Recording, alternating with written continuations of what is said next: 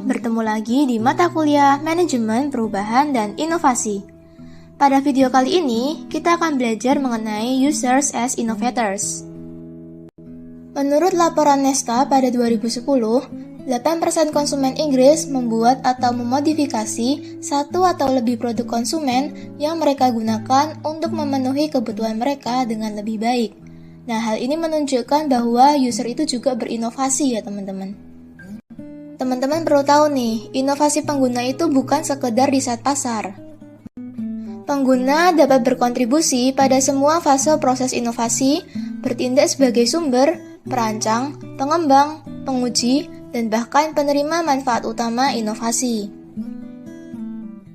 User yang menginisiasi adanya inovasi dikenal dengan lead user. Ada beberapa karakteristik dari lead user. Yang pertama, mereka mengenali persyaratan sejak dini. Mereka menjadi yang terdepan dalam mengidentifikasi dan merencanakan persyaratan baru. Kedua, mereka mengharapkan tingkat manfaat yang tinggi karena posisi pasar dan aset pelengkapnya. Ketiga, mereka mengembangkan inovasi dan penerapannya sendiri.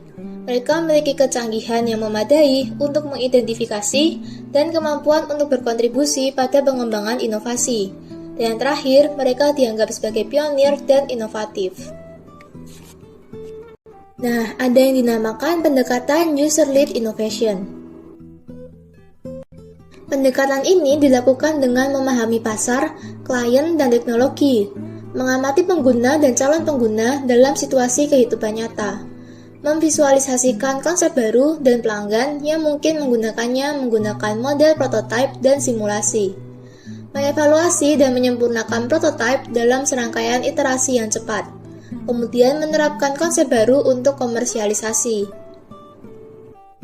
Kondisi yang berbeda mendorong pengalaman dan kebutuhan pengguna yang berbeda.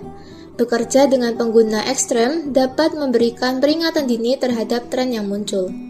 Contohnya sistem pengereman anti-lock untuk pesawat terbang yang kemudian menyebar ke mobil umum.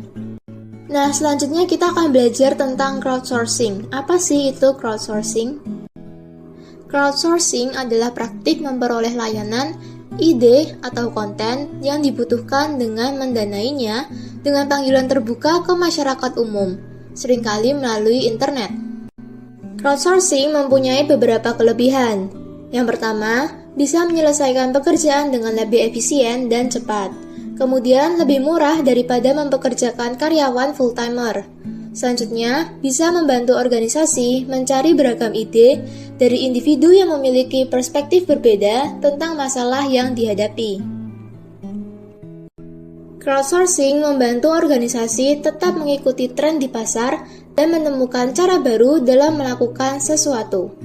Hal ini memungkinkan pendukung merek untuk menyumbangkan keahlian mereka yang meningkatkan loyalitas pelanggan.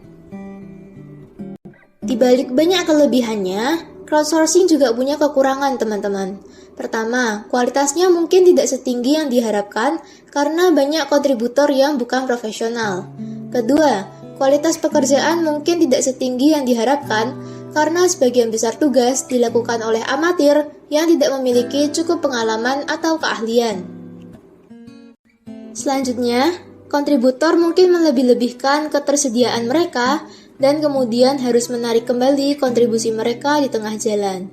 Dan yang terakhir, perusahaan bisa kehilangan tingkat kendali atas proyek karena tidak ada taruhan yang terlibat untuk kontributor.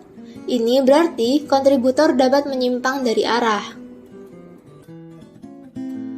Nah, sekian dulu video untuk kali ini. Sampai jumpa di video selanjutnya dan selamat belajar!